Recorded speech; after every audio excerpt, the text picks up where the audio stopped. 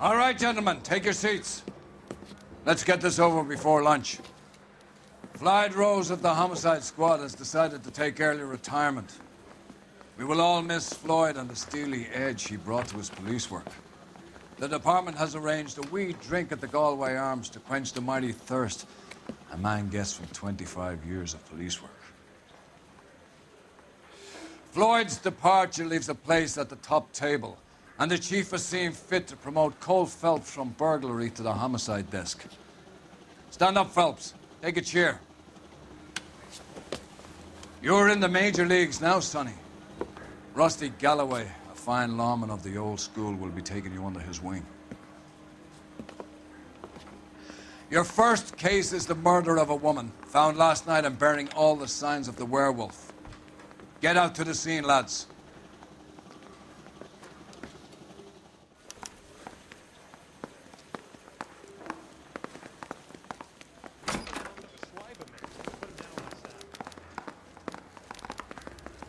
Do you have the address?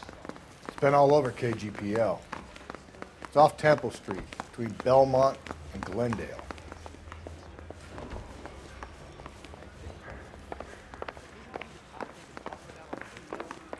I'd rather you took the wheel. Any central unit, What happened to Rose?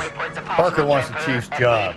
Word is it's either going to be him or Thad Goon. So they're both clearing the decks. So where does that leave you, Galloway? Leaves me saddled with a chump like you, Phelps. I didn't ask for you, and I don't want you, so keep it to yourself. See if you can learn something about seeing how a real cop operates. What did he mean by the werewolf? The Dahlia. The Daily News came out calling him the werewolf killer. The Examiner came up with the Black Dahlia. We any closer to catching him? Not a chance. 6 months and hundreds of guys running down leads, and we got nothing. You don't think this has anything to do with it? No, I don't. 90% of murders are domestic, Phelps. Some guy gets into a beef with his wife, he takes it too far. This will be the same. But cutting someone in half and leaving them off the sidewalk, that's a one-off. Why so many women this year? Because of the war. You should know that. Guy gets to kill people every day in combat. Comes home, he's expected to take lip from his wife. What do you think's going to happen? It's that simple. Like I said, most of the time it is. 11 field 49, did you receive 11 field 49? Crime scene is just up a dirt road, Detective.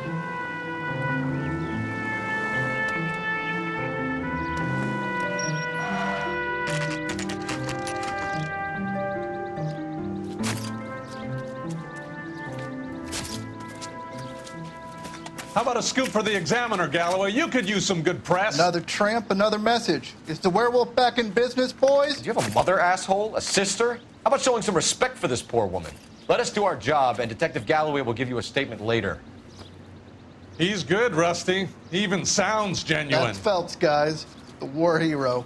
Defending the honor of murdered humps. Get used to it, Phelps. Moving along, guys. You got your pictures, you got your headlines. Now scram.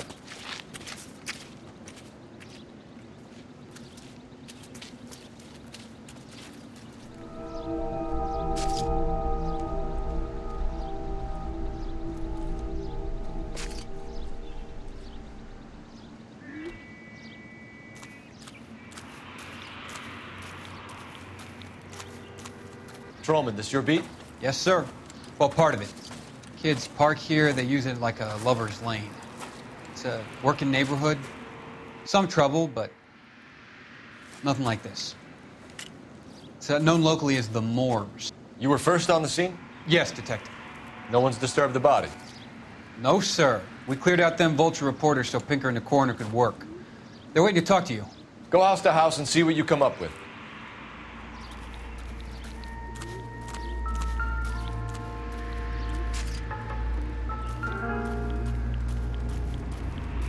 Carruthers. Phelps, you make homicide? Looks like it.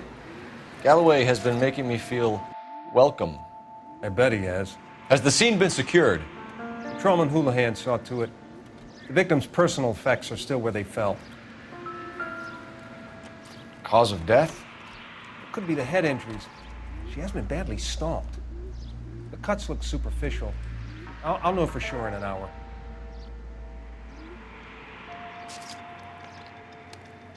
What caused the blunt force injury to the face? Could be anything from a baseball bat to a lug wrench. I'll have more details after the autopsy.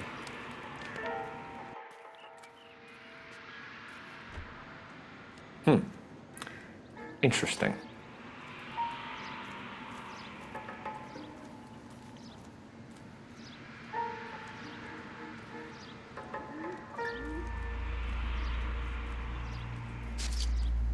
What about this wound on the finger?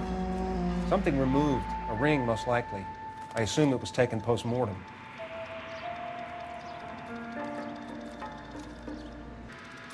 What does the writing on the victim mean? BD, like Dahlia, Tex.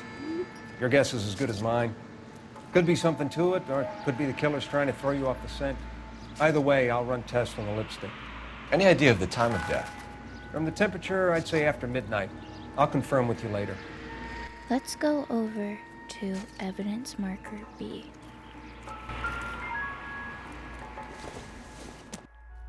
The victim's bag?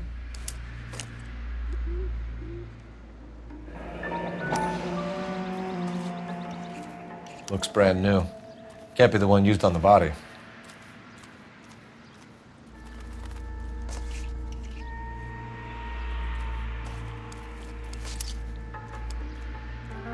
They left her purse here, and they also left a hairbrush. Why would a killer leave a hairbrush at the scene of the crime? Looking back at the body, the victim's hair is almost pristine, tamed compared to the bruising and swelling on her face. Let's head over to evidence marker A. Looks like some kind of puzzle or parlor game.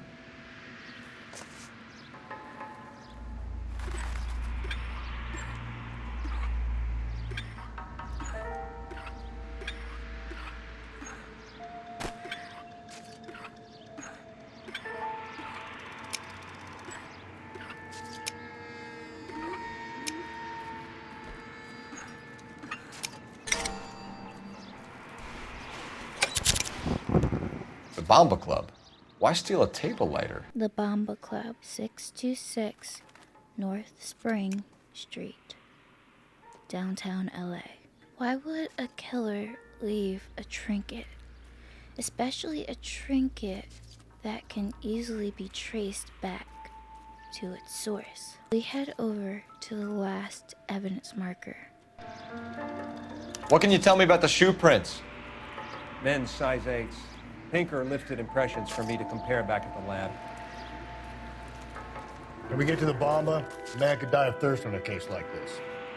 Let's take a look at the crime scene altogether. We have tire marks leading to where the car stopped. And we see the footprints coming from the driver's side and walking over to the passenger side. And the blood spatter doesn't start until it's a few feet away from the car. The beating wasn't quick. We see from the multiple footprints surrounding the area, the killer wasn't in a rush. They were taking their time. Surveying the scene, once they were done, they dragged her body to where her body laid now.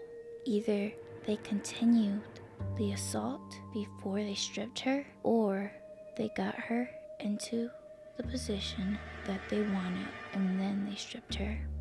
And again, look at the footprints near the body. They weren't in a rush. They took their time to write on the victim, and they took the time to specifically place every clue. This isn't someone that killed this poor woman by chance. This killer thought about this crime. They took into consideration every detail about this murder. There's nothing else for us to look at here. We just have to find this deviant.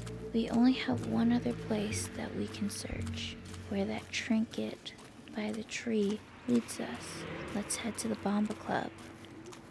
And Rusty is already in the car waiting for us.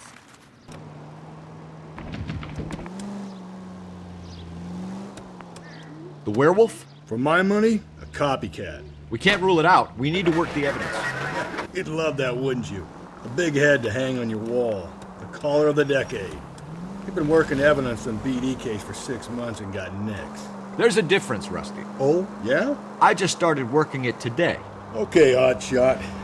What's more likely? The werewolf comes back around, leaving us a note on a corpse? He clearly has a thing for power. Power over women. Why not power over the police department as well? Let me finish, Phelps.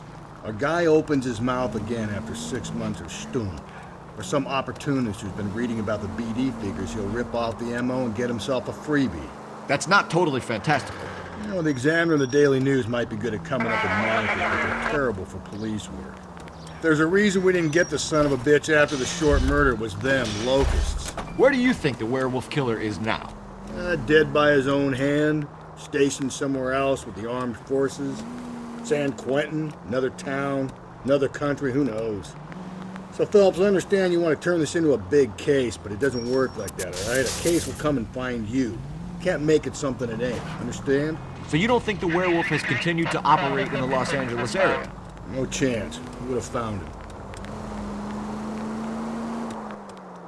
Cole seemed pretty cocky, but with Cole's track record, it's not unjustified.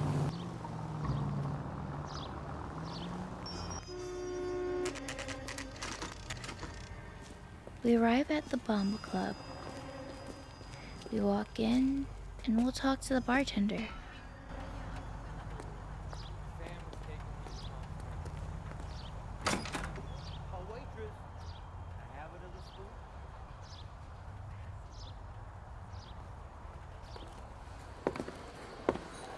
Gentlemen, what can I get you? Phelps and Galloway, LAPD. Were you working here last night? Yes. How can I help, officer? You can start with your name. Garrett Mason. You're the regular bartender on nights? I'm a temporary barman. I work for an agency. I fill in at bars across town. Do you remember a woman who came in here last night? 5'7", about 110 pounds, blonde hair, about 40 years of age. You mean Celine Henry? Yes. Do you know anything about her? I don't. But the owner, Mr. McCall, serves her most nights. Would you like to speak to him? I would. He sits at the back of the club. Wears a hibiscus. You can't miss him. Is there anything else? Fire away, Phelps. I'll stay here. I'm a little parched. Pour me 3 fingers of rye. And Rusty is having a drink while we do the actual police work. I got a call back for that Universal Chorus line. Where's that goddamn waitress? Detective Phelps, LAPD. We're investigating the murder of Celine Henry. Do you know her? Celine? House officer. Christ. That's the spirit. Sure I know her. She and I and Jacob, her husband, we go way back. She was here last night? Sure, she's a regular. Celine was a lovely woman. We'll ask Mr. McCall what was Celine's night like. Was Mrs. Henry here with anyone last night? Not at first. Celine already had quite a head start. But she attracted attention? Certainly. A few gentlemen became very enamored with her and her stories. One guy in particular. He's looking Cole in the eye, and he's relaxed. So let's play good cop. You know him? No. He's been in a couple of times. Did they leave together? Yes. At around 11. If it helps, I made the guy's license plate.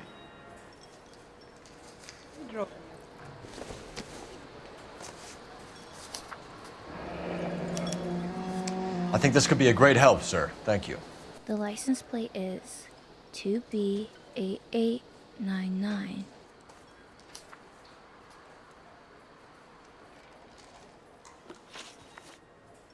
Let's ask him about Celine's ring, because at the crime scene we saw that a piece of jewelry was roughly removed from her finger.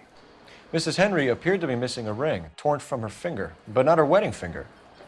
Celine always wore a red garnet ring on the large side.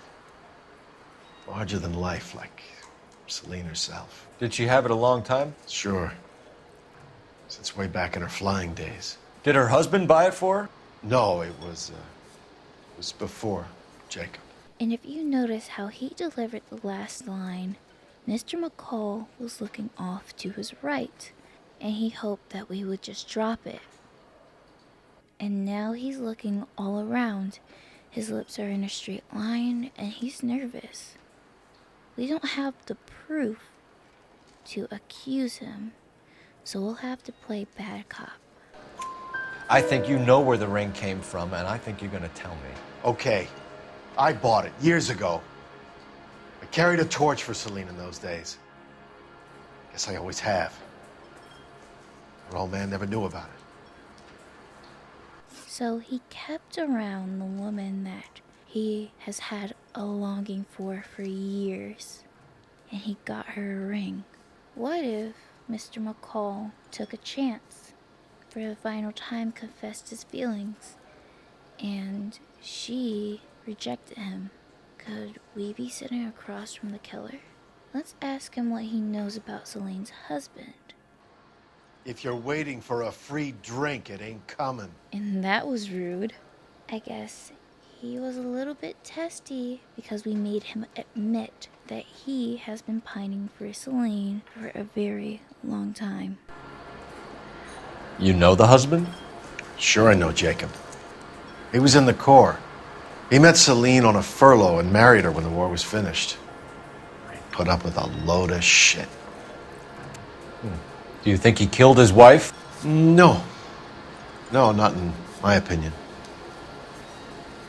But again, his eyes are casting off this side. He's gulping. I guess we have to play bad cop again. So if it wasn't Jacob, then you probably let her out of here with the guy who killed her. How do you feel about that? Stow the attitude, will ya? I tried to get onto Jacob. I rang him up.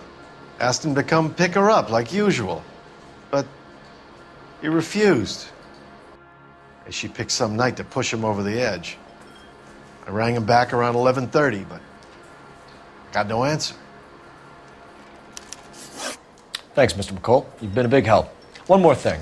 Would you have an address for Celine? 142 North Union Avenue. God knows I had to send her home in enough cabs to remember that. We'll use the payphone to call R&I to track the car from the license plate Mr. McCall got. I think he's a bit of a gangster. Let's get out of here. Hey, what's the hurry? My stool was just starting to warm up nicely.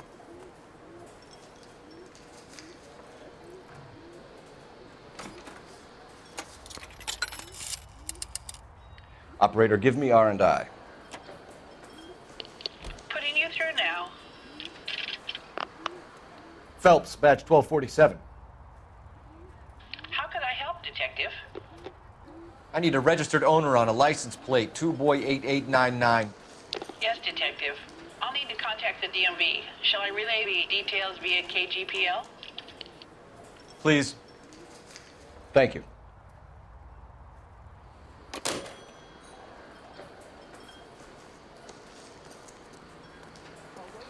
Let's head over to Celine Henry's home address.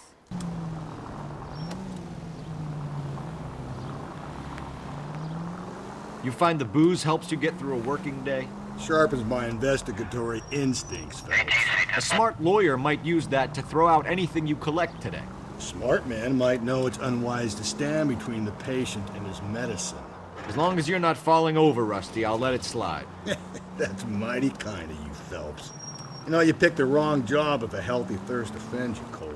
We owe it to this city to do the best we can in this position. As homicide detectives, that responsibility is all the more serious. Always the politician. It's not political, it's practical. Maybe the men combing Hollywood Boulevard after the Elizabeth Short murder were more interested in sniffing out booze than the clues that would have led to her killer. Yeah, well, if only you'd been there, choir boy. Betty Short would be alive, the Japs would have spared Pearl Harbor, our ancestors wouldn't have tasted the forbidden fruit. Minor syntactical error, Detective Galloway. I never claimed to be able to prevent crimes. I only suggested a proficiency in solving them. Guess that's the drink slowing you down. Oh my God, brother, oh brother. Worse than I could ever have imagined. And these two are getting along like a cat and a puddle of water. I don't even know what that means. I guess they're getting along like, there's two things that don't usually get along. They're getting along like a house on fire? I don't know. They're getting along like Tom and Jerry. No. Hold up. These two are getting along like donuts and seafood. These two are getting along like clowns in your bedroom closet at night. These two are getting along like dogs and chocolate. Oh no. These two are getting along like popcorn in your gums. Oh my God. These two are getting along like a wad of toilet paper in the washing machine. These two are getting along like oil and water. I wanted to use that when I was actually writing the script, but I thought it was just too basic. But looking at all the other alternatives, yeah, I should have just went with that one. But anyway, we arrive at the Henry residence.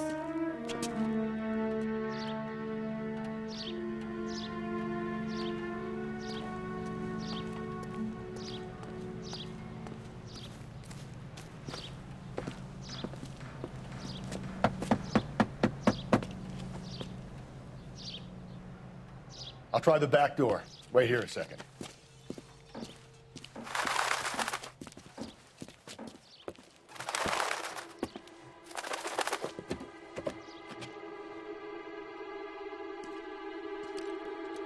And someone has broken in to the home.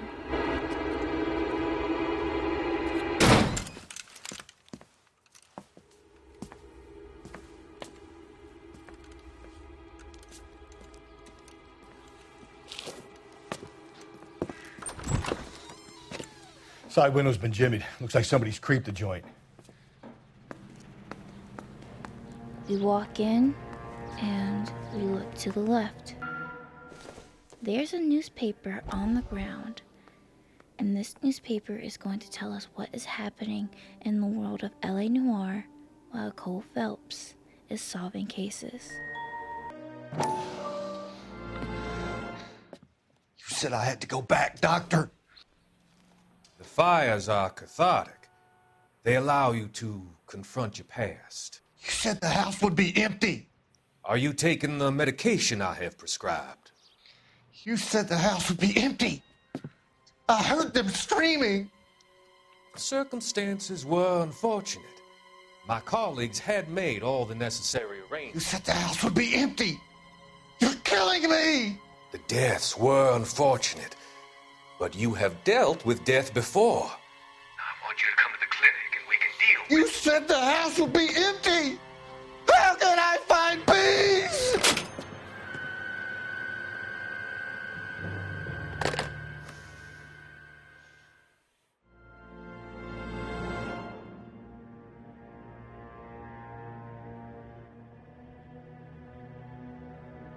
Okay, imagine you're sitting on a park bench and you hear that conversation. Oh my God, you hear that conversation coming from the phone booth, like right next to you or behind you. I would be scared. I'd be shivering my timbers. But back to seriousness.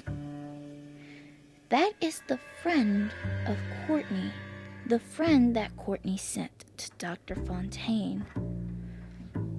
It looks like instead of treating Courtney's friend, Dr. Fontaine is putting even more weight onto Courtney's friend's shoulders. We'll put the newspaper down and look around the house. Let's go into the bedroom and we see a vanity. let's first pick up the ring box.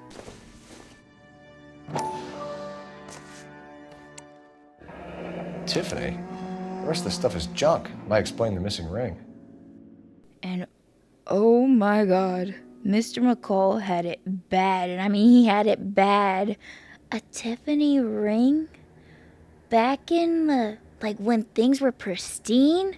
Oh my god. In the 30s, 40s? Oh my god, that was a house. You could buy a house. You could buy a whole home with what you could, with a Tiffany ring. With how much a Tiffany ring cost back then, you could have bought a whole home. But back to it. Let's look to the right and see a picture. A regular Amelia Earhart in her day. The ring looks distinctive.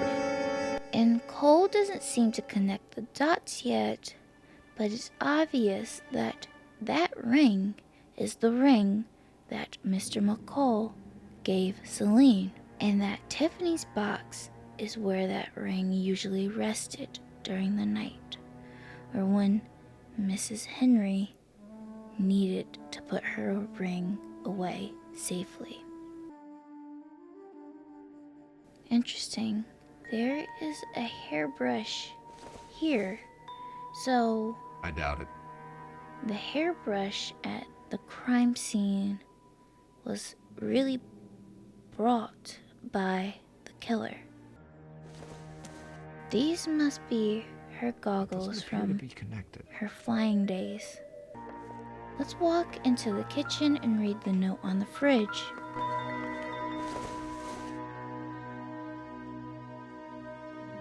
Celine and Jacob are obviously having problems. It speaks to motive. Crime scene evidence still weighs against it being the husband, but Jacob could give us something to go on. The note reads, if you sober up, you can find me at apartment 2 at 1050 Huntley Drive, telephone number MI 2221. Jacob. When my exes drank like this, you'd be feeling the back of my hand. Call in burglary and get technical services out here. I'll talk to the neighbors. Don't take all day about it, Phelps. I get nasty when I'm thirsty. Rusty is a complete catch. Like, any woman would be lucky to have him. Galloway, homicide, badge number 564. Requesting technical services for a suspected 459 at 142 North Union. Burglar used the pry bar. Why did you kick the door in? You think I'm gonna climb through a broken window in a $30 suit? You got another thing coming, Buster.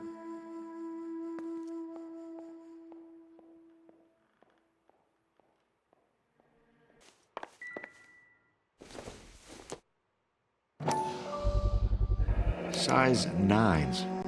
Above average for a lady. Okay, damn, Cole. Why you gotta call Celine out like that? Why you gotta call certain people's feet out like that? But anyway, let's go outside and talk to the neighbors.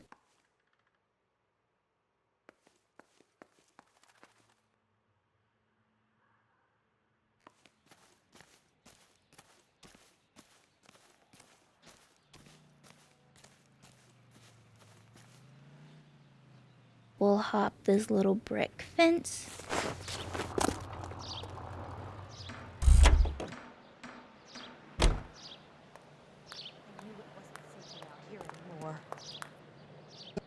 LAPD. Are you acquainted with Celine Henry, Miss? Horgan. Jennifer Horgan. I've known Celine for more than 10 years. Our children grew up together. What's going on, officer? Did you see Mrs. Henry go out last night? Well, I'm no busybody, you understand, but Celine had been drinking, and she and poor, long-suffering Jacob had a terrible row. I think Jacob may have given her a black eye. He stormed out, and she went back inside. Did he come back? No. Celine was listening to music and shouting until she left around 10 p.m. She was very drunk to have been driving, but she is not the sort of person you can stop from doing something when her dander is up. What is this about, officer? Is Celine all right? I'm afraid Mrs. Henry has been murdered, ma'am. Murdered? Oh, my God.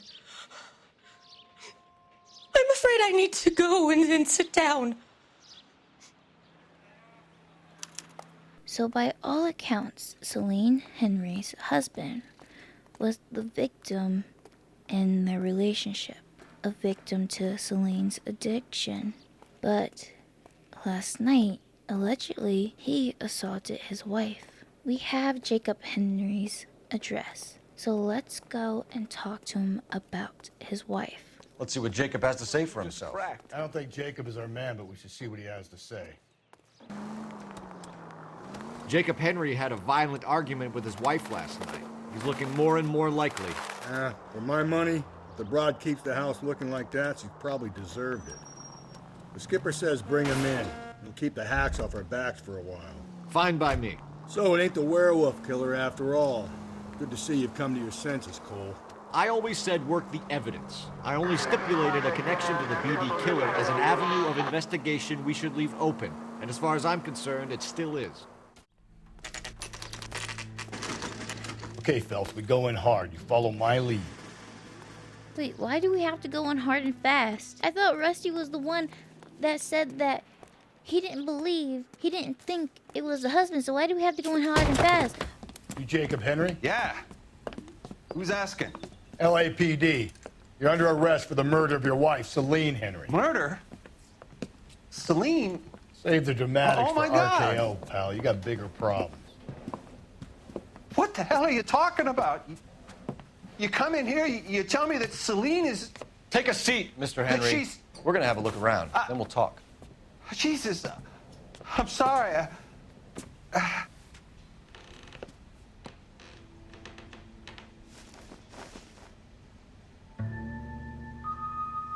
I get even the slightest hint that you're a flight risk, pal.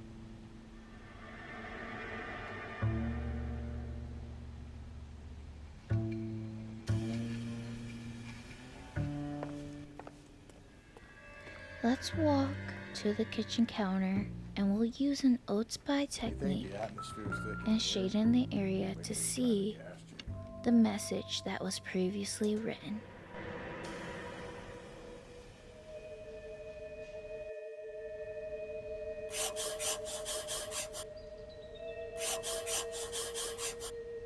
He'll be back any moment. Just sit tight.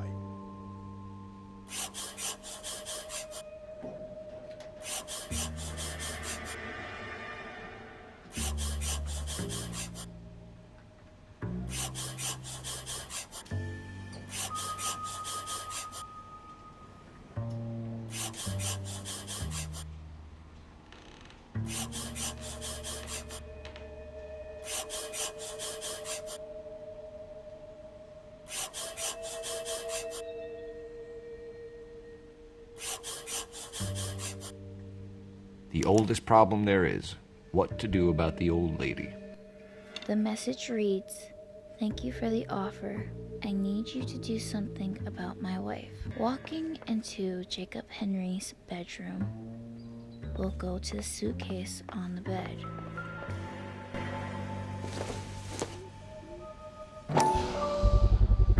Size 11s. Size 11 shoes.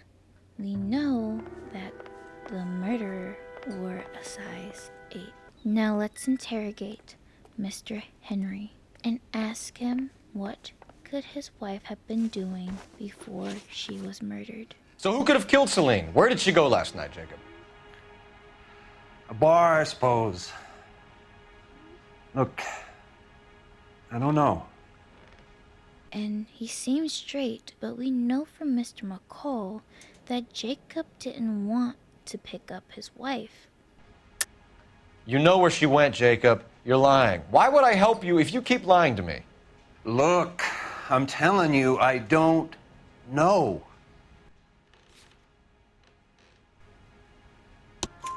We know she went to the Bomba Club. The bartender there, He calls me if things are getting out of hand, and I go and I bring her home. He called me last night. I said no. Phone rang a couple more times after that. I ignored it. I'm gonna have to live with that. Now let's ask him about the last time he had contact with his wife.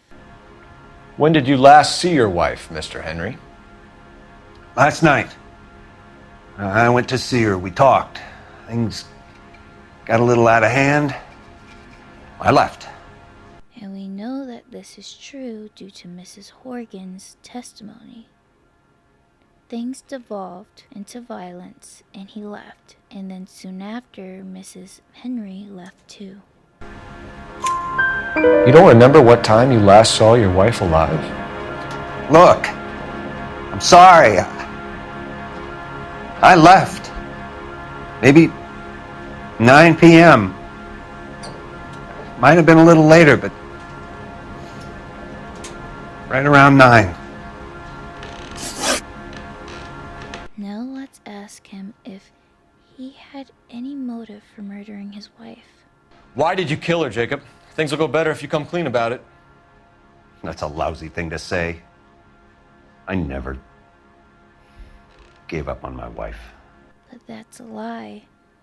We know from the note on the kitchen counter that he was calling somebody about handling his wife. So let's accuse him. I don't believe you, Jacob. I think you didn't have the guts to do it yourself, so you had someone else do it. You want to back that up with something, Big Mouth? Huh?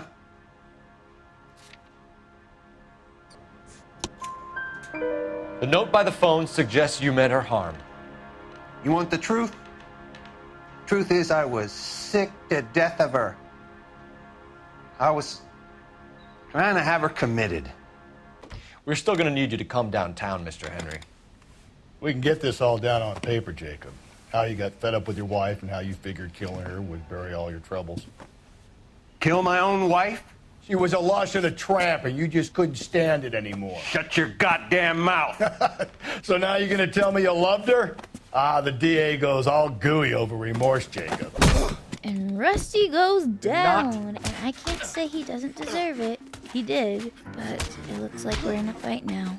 And I let him get a few good hits in because I forgot what buttons were the buttons to fight.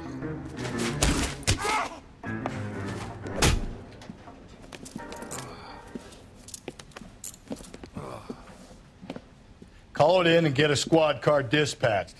And check for messages. I'll keep old Slugger here company. Now that that's settled, let's call dispatch.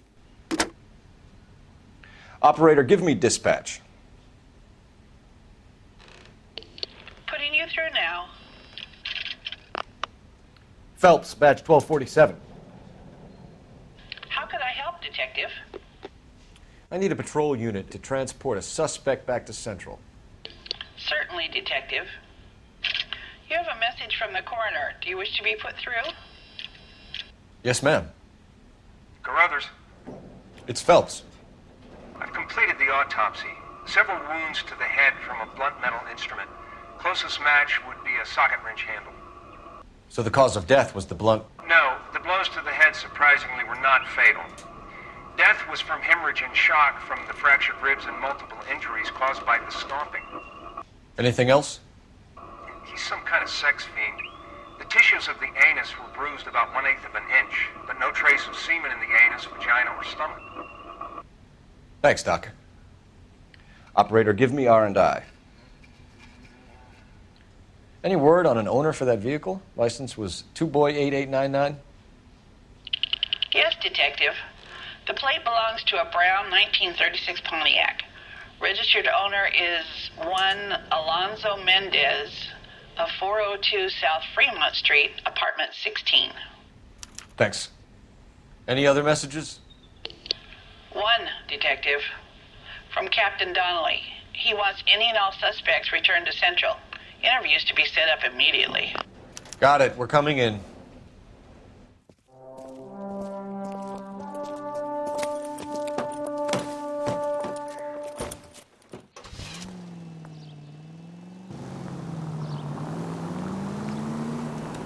Carruthers said she took a real pounding. Maybe if he had been a little firmer in the beginning, he wouldn't be in this situation now. I imagine that Neanderthal routine is a big hit with the ladies, Galloway. Women love me, Phelps. I have no complexity. They know exactly what they're gonna get. So Mrs. Henry was not only physically assaulted, but sexually as well. We heard from dispatch that the captain wants us back, and he wants every suspect interviewed immediately. Let's get back to Central.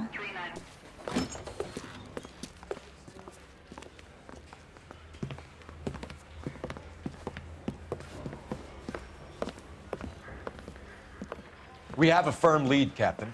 Are you questioning my judgment, Cole Phelps? No, sir. Good. I thought not. Jacob Henry is a sub-sister pushed around by his wife. I think with the right kind of persuasion, he might be prepared to seek absolution. Are you prepared to show him the error of his ways, young Phelps? I don't think he's our man.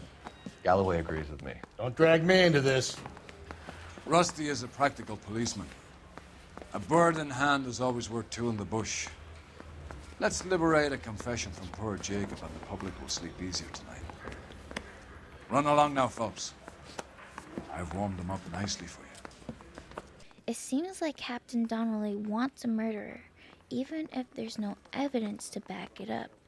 He just wants a confession, even if that confession comes from an innocent person.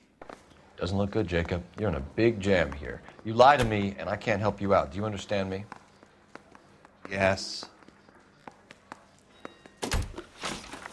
Let's ask him if he has any access to a socket wrench. What do you do for work, Jacob? I'm a mechanic. Engines, differentials, transmissions, that kind of stuff. So you have access to tools? Yes, I do. Your wife was brutally beaten with a socket wrench handle, then stomped to death. How do you think that looks, Jacob? I was home in bed. So this is one of the interrogation questions where we're not proving that he lied about anything he said previously. We're refuting what he said when we accused him. You're full of shit, Jacob. The truth is you hated that bitch. You followed her and dragged her into the car and then took her out to the moors. She woke up and you smashed her face in with a socket wrench. No. And then you stomped her. You stomped her because she's a drunken whore and she treated you like shit. You stomped her for all the years you had to take it. You stomped her because you are such a weak fucking sister, Jacob, and you wanted to erase all memory of it. Go on. Try to deny it. I was at home. I should have gone to her at the bar, but I didn't. You can't prove I wasn't home. That he in fact was not home. So we're going to be using the alibi Mr. McCall gave us. I can. The bar owner, McCall, gave you up. He called your house right at the time that someone was smashing Celine's skull in and got no answer. If we find that socket wrench, you're gonna fry. Get it off your chest. Tell me you killed her. I killed her, all right. I killed her dreams. She was an aviator, famous in her day, flying around up there like a bird. But she never wanted to come back down. You know, my pop was a sod farmer, dirt poor. I joined the Corps, trained to be a mechanic. I did better than my father did. I worked hard for it. It's all you can ask of a man. But Celine, she never wanted to come down from the clouds. She wanted everything I couldn't give her. All I had was security. That was never going to be enough. Let's ask him if he has any knowledge on what text means. Text was written on Celine's body. You did it. Everything points to you. What does text mean, Jacob? I don't know what you're talking about. And he genuinely looks confused. We'll good cop him. I need a reason to believe you, Jacob. You want a confession? That's what you want? That's exactly what we want. Seems to me there are two types of marriages. First, where the Couple love each other equally and everything's roses. And then there's the other, where one person loves the other more than life itself and always puts them first. Chumps like me, who love them no matter what, no matter how badly they behave. That's it. That's my confession.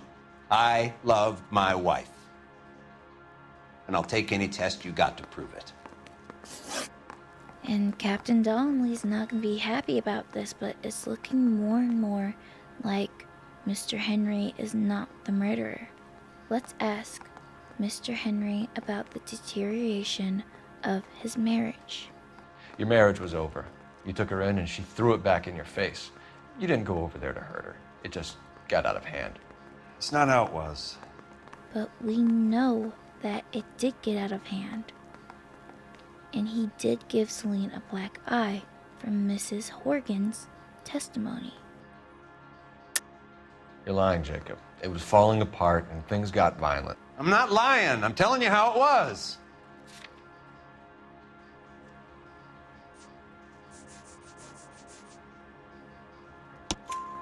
Jenny Horgan says you blackened her eye. It's all right, Jacob. The DA will understand. In your shoes, I would have done exactly the same thing. I hit her, all right? I'm not proud of it, but she was coming at me with a frying pan. What would you do? Took it for years, but sometimes a man can only take so much. And that tells a more rounded story. Now let's ask him about this missing ring. Why did you break into your wife's house, Jacob? Why steal the ring? What? What are you talking about? I've got a key. Why would I need to break in? We know why he would want to break in to cover his tracks. Because the ring that was torn from Celine's finger was from a previous lover. That previous lover being Mr. McCall. But Mr. McCall still believed that Jacob was in the dark about the true sender of the ring. Please believe me, I didn't kill my wife.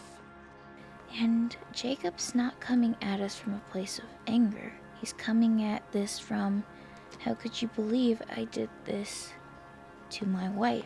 More like he could never have killed his wife because he already felt guilty about killing a part of her, killing the aviator in her. You took the ring because you found out who gave it to her. What are you talking about? Her prized garnet ring, given to her by her old boyfriend, Dick McCall. I never knew that. I lived with that woman for 3 years and I never knew that. Well, in that case, I think you should be talking to Dick McCall. We'll do the detective work, lunkhead. Just answer the questions. I'll see what I can do for you, Jacob. But I'm not promising. It still looks bad for you. Phelps, you failed me, son. We have another lead, Captain. This guy Mendez could be our man. I hope so, Phelps. I really hope so. I'm deeply disturbed by your style of police work.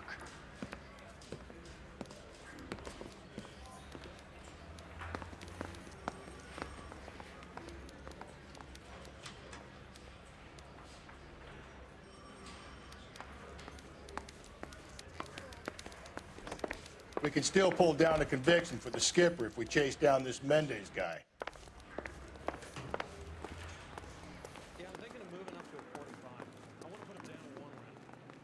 Let's head to Mendez's address. Alonzo Mendez. Sound like a man who moonlights as the werewolf? Don't sound like a man I'd let my daughter anywhere near. You've got a daughter. Spend enough time drinking, Cole, you'll find yourself with any number of things you don't want when you're sober. So that's why you never sober up. Exactly. And oh my god, Rusty really did not just say he does not want his, you know, that's Rusty for you. That's Rusty for you. There ain't changing Rusty. Wow. First, pissed this guy.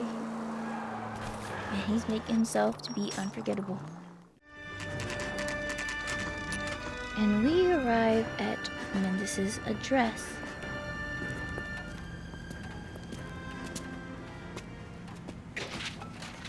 We'll walk up and look to the right.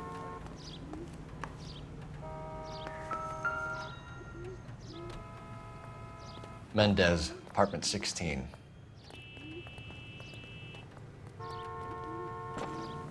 Let's head in, and before we head up the stairs, let's look to the left and see which floor Mendez's apartment is on. Here, the apartment's up on the top floor. Now that we know what floor he's on, we'll rush up the stairs.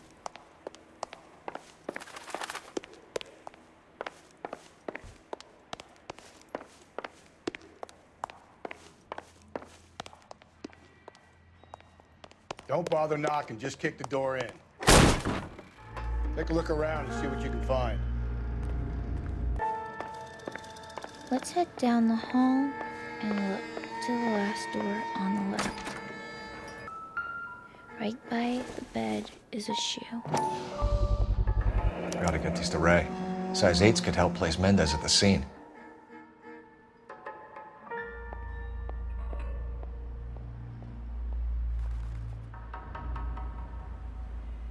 And here is a bloody box next to an open window. Let's take a look inside, and there are two things for us to investigate. Carruthers could match the color and brand of the body.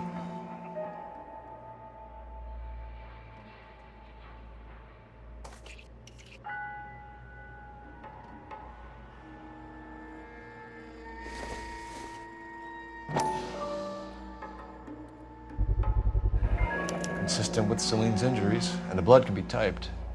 Is this guy the murderer? From the crime scene, it just seemed like this guy was calculated and smart. He took his time. He planned out this murder. He even planned to bring a brush, put together Celine's hair for the police to find her. You're telling me that this suspect planned out everything, but didn't plan out where he was going to hide the evidence? He leaves it in plain view in his apartment. We'll leave this box alone. We have the murder weapon. We better get Pinker down here. Why keep it? Why not throw it away? Think these clowns are geniuses? Thank your stars you caught a break. Captain Donald will begin to like you. Hey, what gives? LAPD, you're under arrest. Do not lose that son of a bitch. I'll go get our wheels. Mendez, stop right there! And Mendez is off running.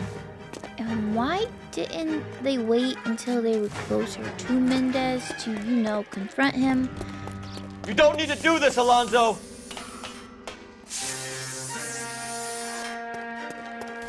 It doesn't make much sense, but we'll roll with it. So we'll trace Mendez across these rooftops, and we'll slide down this pole, and we see Mendez getting into a vehicle. And a stroke of luck at the same time, Rusty pulls around with the cop car, and we chase him on wheels.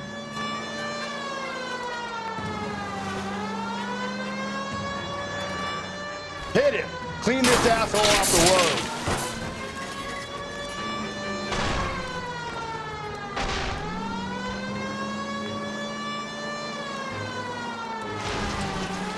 I got an idea. Get him next to my window, Cole. Keep me alongside his vehicle, and I'll stop the son of a bitch. Hit him, Cole! Spin him out! I'll try to shoot out his tires. Wish me luck.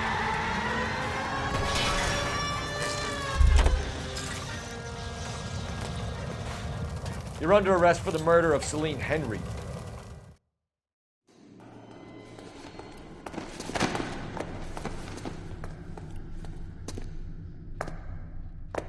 I ain't saying a goddamn thing.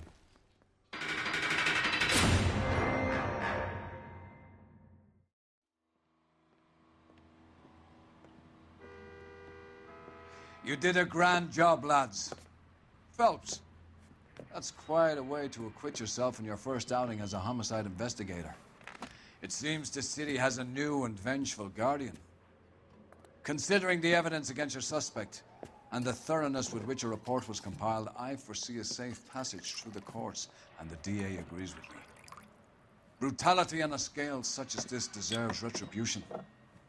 The people and the press of this city demand it.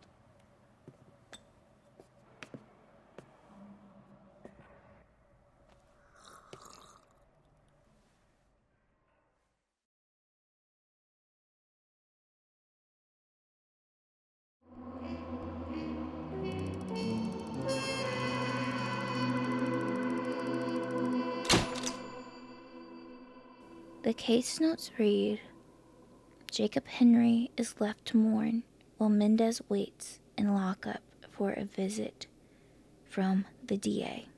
This is our first case in the homicide desk, and it's just not making sense. Mendez ran for it, yes, but there have been studies that examine the flight or fight response when civilians are dealing with police, dealing with being confronted by police, whether they're guilty or not. And I found that the presence of police, the perception that civilians have about police, makes people either be very docile in the face of authority, or run, or decide to fight. So him running doesn't make me believe he's guilty. And we saw in Central that Captain Donnelly didn't care if Jacob Henry was the murderer. He wanted a confession. He wanted something to shut the news hounds up with. Are we just accepting that Mendez is the murderer for the sake of public perception? Or did he really do it? As we talked about earlier, at the crime scene, through footprints, this killer wasn't in any rush. He knew what he wanted to do. He was precise about it. He left what he wanted to leave at the crime scene. Did he leave that lighter from the Bomba Club because he wanted to be caught? If he wanted to be caught, then why leave these mysterious writings on the body? Why leave her purse? And why does Celine Henry have the same shade of lipstick that Mendez had in his apartment? This just doesn't make sense. He planned the murder through and through, that he even brought a brush to make sure that Celine Henry was presented the way he wanted. Yes, he left that brush there, but planned to bring a brush, but he didn't plan on where he was going to dispose of the evidence. When all leads seemed like they were about to be dried up, when we didn't have much to go on next, this was our last shot. We magically happen upon a box of evidence next to an open window. It doesn't make sense. Something's not right. But we just started at the homicide desk, and we have a lot to prove, a lot of cases to solve, and maybe this will eventually make sense.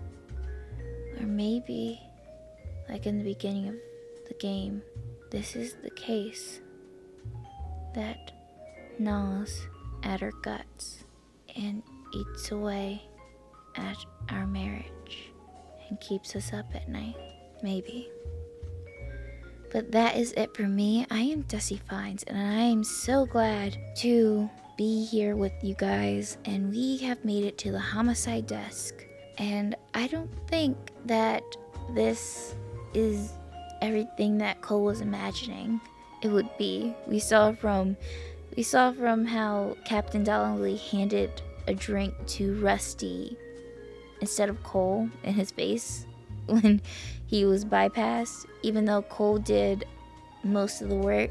He's a rookie, like this is his first case, so Rusty has been at this desk a lot longer. So we are in for one wild ride, and we are just about halfway through the game, and I am so excited to be playing this game with you guys. I'm thinking about the next game that we are going to be playing. I want to have videos like this where it's more of telling the story of the game, and then also have like let's play games. Like I know that Mafia: The Old Country is coming out pretty soon, so I was thinking like my first playthrough of the game on this channel would just be like a let's play, and we experience the story together and go through the whole ride together, and then later on I would do a story like this with the Mafia series. But it has been a great time just sitting here and experiencing this case with you, experience this story with you, and I hope you subscribe to ride this journey along with us, and I am just thankful that you're even here. So this is it for Dessie Finds. I am your gracious host, and I hope to see you soon in the next video. Dessie Finds, signing off. Bye!